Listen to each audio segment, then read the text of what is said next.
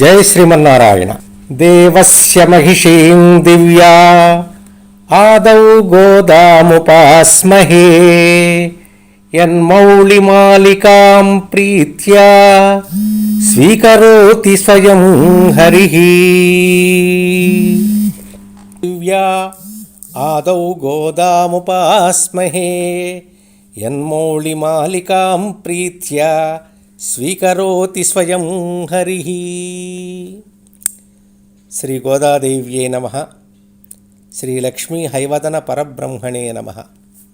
ప్రియ భగవద్బంధువులారా, ధనుర్మాస వ్రత మహోత్సవంలో నేడు 4వ రోజు.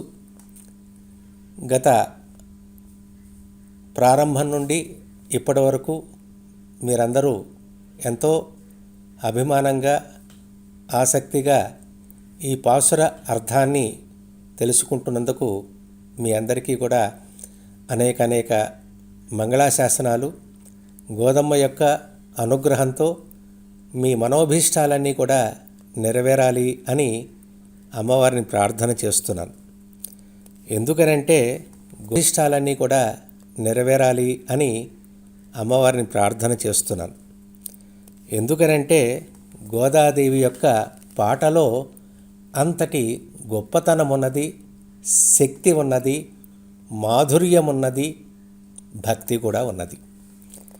విశేషం ఏమంటే, వరాహస్వామి స్వయంభువ మన్వంతరములో అండబిత్తిలోకి భూమి పడిపోయినప్పుడు భూదేవి యొక్క దుఃఖాన్ని తొలగించటానికని చెప్పి తన కోరలతో ఈ భూమినంతా కూడా ఉద్ధరించి ఆమె దుఃఖాన్ని తొలగించాడు.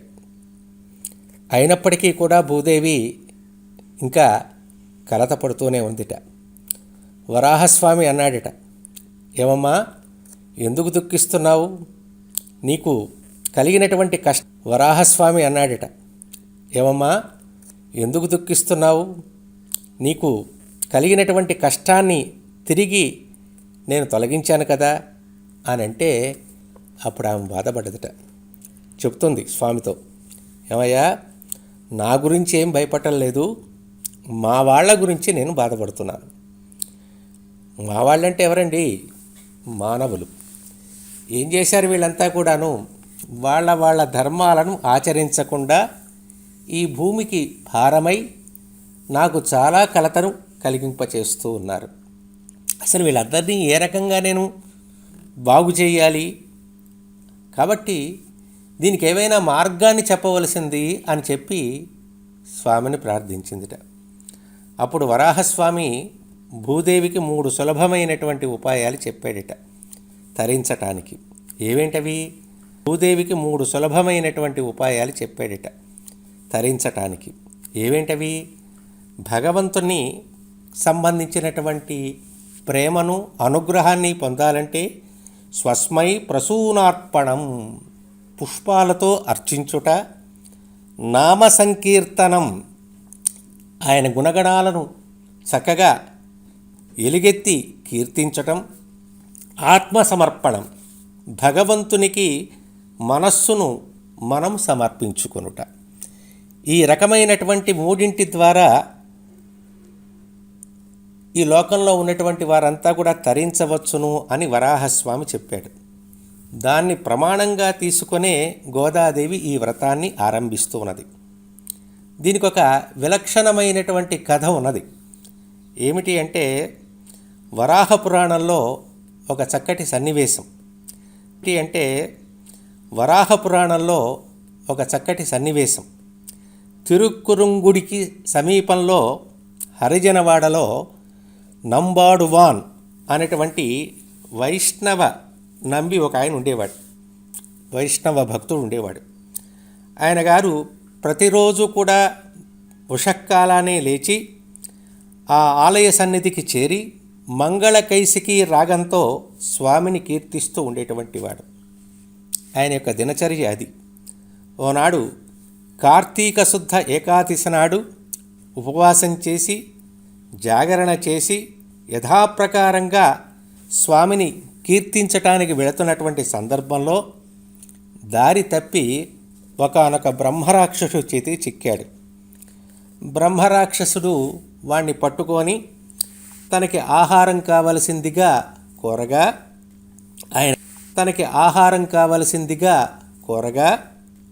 ఆయన గారు తన్ను తాను కాపాడుకుంటానికి అనేక రకాలుగా ప్రయత్నించి తన వశం కాక చివరికి ఆయన గారికి ఒక విశేషం చెప్పాడు. ఏమయ్యా, అనిత్యమైనటువంటి ఈ శరీరంతో నాకేమీ ప్రేమ లేదయ్యా. నేను ప్రతిరోజు కూడా స్వామికి కీర్తనను చేసి ఒక రకమైనటువంటి విలక్షణమైనటువంటి కైంకర్యం చేస్తున్నాను. ఆ కీర్తనను చేసి తిరిగి వస్తాను, అప్పుడు నన్ను భక్షించవచ్చును అని వేడుకున్నాడట. కాదులేవయ్యా, నువ్వు మానవుడివి, నీ మాటను నమ్మేది ఎట్లాగా అని చెప్పి ఆ బ్రహ్మరాక్షసుడు అడ్డు తగిలాడట. అప్పుడు ఆయన గారు ఒక ప్రమాణం చేశాడు. ఏమిటా ప్రమాణం? ఎవరైతే శ్రీమన్నారాయణుని అన్యదేవతతో సమానంగా భావిస్తాడో వాడు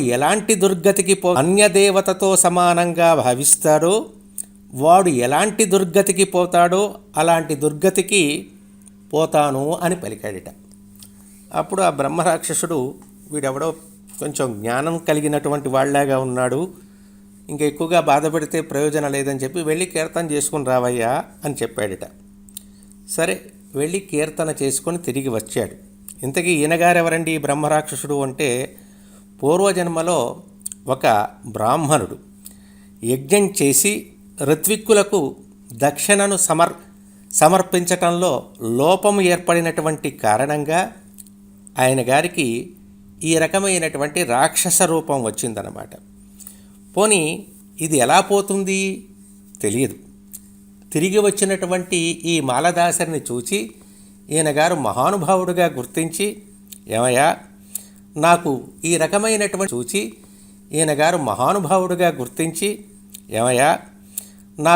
ఈ రకమైనటువంటి రూపం ఉన్నది కాబట్టి నీ యొక్క పాట యొక్క ప్రభావం చేత నాకు ఈ రూపాన్ని తొలగించవలసింది అని చెప్పి ఆయన గారిని కోరాడట. అప్పుడు ఆయన అంటున్నాడు, ఏమయ్యా, నేను స్వామికి పాడే పాటలో ఏ రకమైనటువంటి ప్రతిఫలాన్ని ఆశించి నేను చేయలేదు.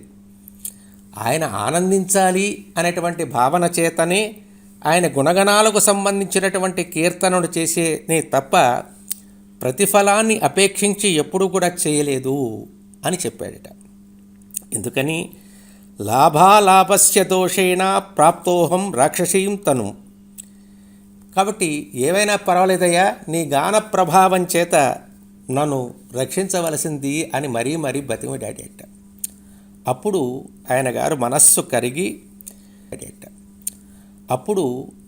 మనస్సు కరిగి నేను మంగళకైశికితో పాడినటువంటి పాట యొక్క ప్రభావాన్ని నీకు దానంగా ఇస్తున్నానయ్యా అని చెప్పి ఆ బ్రహ్మరాక్షసుడికి ఆ రూపం ఇవ్వగానే ఆ బ్రహ్మరాక్షసుడికి ఆ గాన ప్రభావం చేత వానికి రూపం తొలగిపోయిందిట. ఇంతటి గొప్ప శక్తి కలిగిందిట భగవంతుని యొక్క నామ సంకీర్తనము అనే విశేషాన్ని భూదేవికి వరాహస్వామి తెలియజేశాట. ఒక మాలదాసరి పాడినటువంటి పాట బ్రహ్మరాక్షసత్వాన్ని తొలగించేటువంటి శక్తి ఉన్నది కాబట్టి భగవాను గురించి పాడుకుంటే ఎందరెందరూ తరిస్తారు అనేటువంటి నేపథ్యంతో గోదాదేవిగా ఈ లోకాన ఆవిర్భవించి తిరుప్పావై అనేటువంటి 30 పాటలను కీర్తన చేసి మనందరికీ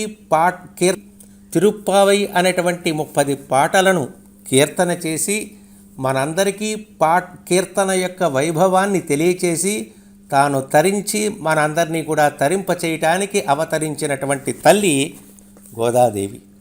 కాబట్టి ఈ పాటలలో మనలో ఉన్నటువంటి దోషాలన్నీ కూడా తొలగించేటువంటి దివ్యమైనటువంటి శక్తి ఉన్నది కనుక ఈ 30 పాసురాలను ఎవరైతే నియమంగా అనుసంధానం చేస్తారో ఆ చేసినటువంటి వారందరికీ కూడాను యోగ్యత కలుగుతుంది అని పూర్వాచార్యులైనటువంటి పెద్దలందరూ కూడా మనకు తెలియచేశారు. నిన్నటి పాసురంలో గోదాదేవి మేము ఈ మార్గశీర్ష మాస వ్రతము అనేటువంటి నెపంతో స్నానం చేసినట్లయితే నెలకు 3 వారాలు 3 వానలు కురియాలి అని కోరగానే 3 వానలు కురియాలి అని కోరగానే పర్జన్యదేవుడు ఈమె గారికి సాక్షాత్కరించాడట. ఏమమ్మా, మీరు కోరారు కదా, వర్షాన్ని కురవటానికి వచ్చాము, ఆజ్ఞ ఇవ్వండి అని చెప్పి. ఎందుకనిట, భగవంతునికైతే ఒక నమస్కారం చాలట సంప్రదాయంలో, భాగవతోత్తములకు అనేక నమస్కారాలు అని అంటారు. ఎందుకని, భగవంతుడు కూడా ఎవరిని ప్రేమిస్తాడంటే తన్ను ప్రేమించినటువంటి వారిని ఎవరైతే ప్రేమిస్తారో వారంటే బాగా ఇష్టంట. అందుచేతనే సంప్రదాయంలో భాగవత గోష్ఠికి కూడా మంగళాశాసనాలు చేయటం అనేటువంటిది మనకు ఒక చక్కనైనటువంటి సంప్రదాయంగా చోటు చేసుకుంది. ఈ పాటలో మేఘానికి అంతర్యామిగా ఉన్నటువంటి పరమాత్మ యొక్క స్వరూపాన్ని ప్రార్థన చేస్తుంది గోదాదేవి. ఉన్నటువంటి పరమాత్మ యొక్క స్వరూపాన్ని ప్రార్థన చేస్తుంది గోదాదేవి. ఒక విలక్షణమైనటువంటి పాసురం. మన ఆచార్యులు శ్రీ శ్రీ శ్రీ పెదజీయర్ స్వామి వారు కానివ్వండి, చిన్నజీయర్ స్వామి వారు కానివ్వండి, ఎక్కడ అనావృష్టిగా ఉంటే, ఎక్కడ వర్షాలు లేకపోతే అక్కడ ఈ 4వ పాసురాన్ని అనుసంధానం చేసి తాము చేస్తూ అందరి చేత చేయించటం వలన అద్భుతమైనటువంటి సృష్టి కలిగి చక్కని పంటలు పండినటువంటి సన్నివేశ సందర్భాలు ఎన్నెన్నో ఉన్నాయి. కాబట్టి ఇది ఆచార్య మంగళాశాసనానికి సంబంధించినటువంటిది. ఈ పాసురంలో భగవంతుణ్ణి, అలాగే ఆచార్యుణ్ణి, అలాగే పరమాత్మ యొక్క స్వరూపాన్ని 3 రకాలైనటువంటి విశేషాలతో ఈ పాసురంలో ఒక గొప్ప అర్థం నిబిడీకృతమై ఉన్నది. కాబట్టి ఈ పాసురాన్ని అనుసంధానం చేయటం వల్ల మనకేం కలుగుతుందండి అంటే, భగవంతుని ప్రేమిస్తున్నాం, అలాగే ఆచార్యుని సేవిస్తున్నాం, ఆ ఆచార్య సంబంధమైనటువంటి భాగవతోత్తముల యొక్క అనుగ్రహాన్ని కూడా పొందబోతున్నాం. కాబట్టి ఎప్పుడైతే ఈ ముగ్గురిని మనం ప్రేమించటము, వారిని ఆరాధించటము చేశామో మనకు కలిగేటువంటి ఫలం ఇంత అని కాదు, అనంతము అనేటువంటి విశేషం మనకు తెలుస్తుందన్నమాట. ఆ పాసురాన్ని ఇవాళ ఒకసారి అనుసంధానం చేసుకుందాం. అందరూ కూడాను శ్రద్ధగా వినండి. ఆజిమజై కన్నా ఒన్రు నీకై కరవేల్ ఆళియల్ పొక్కు ముకందు కొడార్తేరి ఊజి ముతల్వవురవంబోల్ మైకరత్తు பாழியம் தோளுடை பற்பனாபன் கையில் ஆழிபோல் மின்னிவரம் வெறிபோல் நின்னதெறிந்து தாஜாதே சாங்கமுதைத்த சரமஜய போல் வாழ உலகனில் பெய்திடாய் நாங்களும் மார்கழி நீராட மகிழ்ந்தேலோரிம்பாவாய். ஆண்டாள் நாச்சியார் திருவடிகளே சரணம். ఆజిమజై కన్నా. మండల వర్షానికి నిర్వాహకుడైనటువంటి, మేఘానికి అంతర్యామిగా ఉన్నటువంటి ఓ పరమాత్మ, ఒన్రుని కైకరవేల్, నిస్సంకోచంగా ఏ విధంగా దాచుకోకుండా ఆజియల్ పొక్కు, సముద్రము యొక్క అంతర్భాగంలోనికి ప్రవేశించి ఆ లోపలి నీటిని త్రాగి అరుత్తు ఎరి, బాగా కడుపు నిండా తాగావు అనేటువంటి దానికి సూచనగా ఆకాశం మీదకు ఎగిరి గర్జించి ఊతి ముతల్వవురవంబోల్ మైకరత్తు, ఈ లోకాన్ని అంతటినీ కూడా పద్మనాభుని యొక్క శరీరవర్ణము లాంటి వర్ణాన్ని తెచ్చుకొని చల్లబడి పాழிయంతోలుడై పర్పనాభన్ కయల్లాజిపోల్, విశాలమైన సుందరమైనటువంటి భగవానుని యొక్క బాహువులలో ఉన్నటువంటి శ్రీహస్తములోని సుదర్శనములాగా ప్రకాశించి ఆయన ఎడమ చేతిలో ఉన్నటువంటి పాంచజన్యములాగా గర్జించి తాజాదేశాంగముదయత్త శరమ జయపోల్ ఎడతెరపి లేకుండా స్వామి యొక్క ధనస్సు నుండి వెలువడినటువంటి బాణముల యొక్క పరంపర అనున్నట్లుగా వర్షముల యొక్క తుంపురలతో వాయువురగ నిల్పైదిడాయి లోకమంతా సంతోషించే విధంగా, అలాగే మేము ఆనందించే విధంగా నాంగళం మార్గజనీరాడమగిడిందు మేము కూడా మార్గశీర్షమాస వ్రతాంగంగా చేసేటువంటి స్నానం చేసి సుఖించే విధంగా వర్షించవలసినది అని చెప్పి గోదాదేవి ఈ పాటలో ఈ రకమైనటువంటి భావాన్ని ఆవిష్కరించింది. మనం ఏదైతే ఎవరినైతే ప్రేమిస్తున్నామో ఆ ప్రేమించే వ్యక్తి యొక్క స్వరూపాన్ని స్వభావాన్ని ఎప్పుడూ విడవకూడదు. సహజంగా లోకంలో అందమైనటువంటి అమ్మాయిల పట్ల అబ్బాయిలు వెంటబడుతూ ఉంటారు, ప్రేమిస్తూ ఉంటారు సహజంగా. కానీ గోదాదేవి తాను వివాహం ఆడటానికి స్వామిని వరించటం కొరకు ఈ వ్రతాన్ని చేస్తుంది. చాలా విలక్షణమైనటువంటి విశేషం అన్నమాట. కాబట్టి తాను ప్రేమించే వ్యక్తి యొక్క గుణగణాలను ఎప్పటికప్పుడు మరవకుండా విస్మరించకుండా ఆ స్వభావాన్ని మనస్సులో చెదరనీయకుండా పాటల రూపంలో మనకు కూడా అనుగ్రహిస్తుందన్నమాట. ఇక్కడ మేఘాన్ని ప్రార్థిస్తుంది ఈమె. ఏమయ్యా, నువ్వు ఎలాంటి వాడివి? ఔదార్యం కలిగినటువంటి వాడివి. ఎలాంటి ఔదార్యం కలిగినటువంటి వాడివంటే భగవంతుడు కాల్చటం, దండించటం అనేటువంటి శిక్షలను కొంతమందికి ఇచ్చి నీకు చాలా మంచి కైంకర్యం చేసే యోగ్యతనిచ్చాడు. లోకాన్నంతటినీ కూడా చల్లబరిచే అవకాశం ఇచ్చాడు.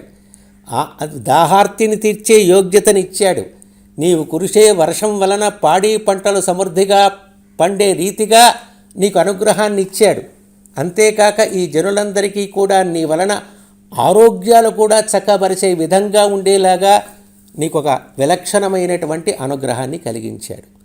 లోకంలో ఎవరైనా ఔదార్యం ఉన్నటువంటి వాళ్ళు మాత్రమే దానం చేయటానికి అర్హత కలిగినటువంటి వారు.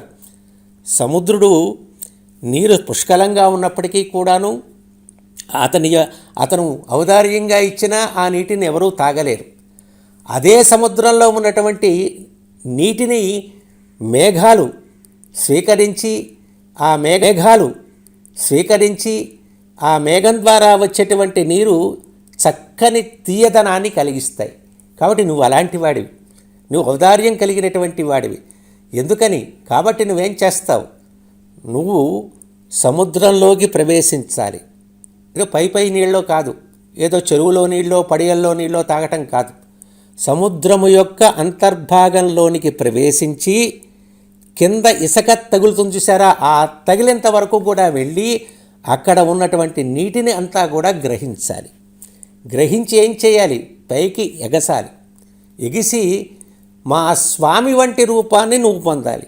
లోకంలో సహజంగా నీలమేఘశ్యాముడు అని చెప్పి మనం స్వామి యొక్క రూపాన్ని మనం చెప్పుకుంటూ ఉంటాం. అది సమంజసం కాదని గోదాదేవి చెప్తుంది. ఎందుకని? మేఘం వర్షించగానే తెల్లబడుతుంది అన్నమాట. కానీ స్వామికి ఉండేటువంటి సహజమైనటువంటి గుణం ఏంటి? కృపాదయ. అవి ఎప్పుడూ ఉంటాయి. కాబట్టి ఆ కృపాదయకు చిహ్నమైనటువంటి మేఘము వంటి మా స్వామి వంటి రూపాన్ని నువ్వు దాల్చు. నీలంగా మారిపో. ఆకాశానికి ఎగసి మా స్వామి వంటి రూపాన్ని దాల్చి నువ్వేం చేస్తావు? ఒక్కసారిగా స్వామి చేతిలో ఉన్నటువంటి సుదర్శన చక్రంలాగా మెరవాలి. ఆ మెరుపు ద్వారా లోకానికంతటికీ కూడా ఒక వెలుగును కలిగింపచేస్తుంది. ఆ వెలుగులో నీ వైభవాన్ని అందరూ కూడా దర్శించాలి. స్వామి యొక్క ఎడమ చేతిలో ఉన్నటువంటి శంఖధ్వనిలాగా ఒక్కసారి ఉరమాలి. నీవు వర్షించేటప్పుడు ఈ రెండు రకములైనటువంటి విధానాల చేత ఎంతో కాలంగా వర్షం కోసం ఎదురు చూస్తున్నటువంటి ఆర్తులైనటువంటి వారందరికీ కూడా ఓ రకమైనటువంటి ఆనందాన్ని కలిగించింది. మబ్బు పట్టాలి. ఎక్కడ పట్టాలి? ఏదో కొద్ది భాగంలో పట్టడం కాదు, ఆకాశం మొత్తం ఎంత ఉందో అంతవరకు కూడాను మబ్బు పట్టాలి. ఆ మబ్బు పట్టినటువంటి స్వరూపమంతా కూడా స్వామి యొక్క రూపంగానే భాషించాలి. మెరుపు సుదర్శన చక్రంలాగా ఉండాలి. అరుపు గర్జన శంఖంలాగా ధ్వనించాలి. ఇక వర్షం ఎలా కురవాలయ్యా? మా స్వామి చేతిలో ఉండేటువంటి శాంగము అనేటువంటి ధనస్సు నుండి వెలువడేటువంటి బాణపు పరంపరలా అన్నట్లుగా మా స్వామి శత్రు సంహారం చేసేటప్పుడు ఒక్కసారి బాణం వైపుకు చూస్తాట. అవి ఎడతెరపకుండా శత్రు సంహారం చేసేంత వరకు కూడా బాణాల యొక్క పరంపర వెళుతూనే ఉంటాయట. ఆ రకంగా నువ్వు వర్షించాలి, మండలాకారంగా వర్షించాలి.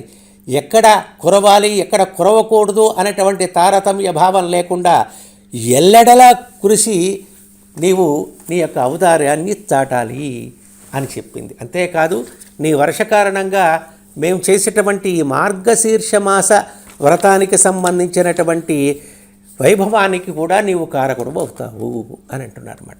ఏమండి, లోకంలో ఒక్కొక్కరికి ఒక్కొక్క పదవి ఇస్తారు కదా. ఆ పదవి ఇచ్చినటువంటి వారి ఇష్టాన్ని బట్టి లోకంలో పనులు జరుగుతూ ఉంటాయి. భగవంతుడు పర్జన్యుడికి వర్షాన్ని కురవమని చెప్పి ఆజ్ఞనిచ్చాడు. గోదాదేవి కోరింది.